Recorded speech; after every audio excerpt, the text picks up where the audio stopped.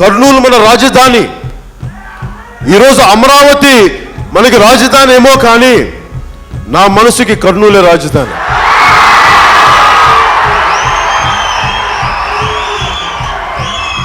దీనికి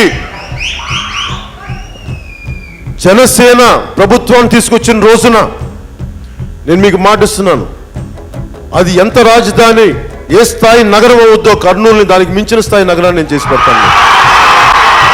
అందరికీ ఉంది కదా బాధ.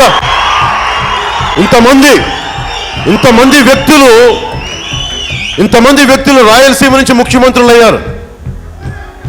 ఎవరు రాయలసీమకి ఏం చేయలేదు.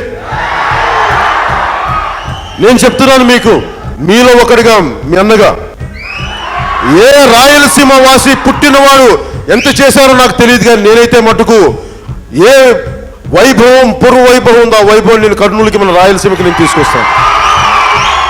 ఎందుకంటే స్థానికంగా పుట్టిన వాళ్ళకి నిర్లక్ష్యం ఉంటుంది. ఇది మాది అని. నాకు బాధ్యత, ఇది మా వాళ్ళకి ఇవ్వకపోతే ఏం జరుగుద్దు అని చెప్పి నేను బాధ్యతతో చేస్తాను. ప్రతి పుట్ట, చెట్టు, పుట్ట, కొండ, గుట్ట కూడా నాకు చాలా విలువైనవి కర్నూలులో, రాయలసీమలో.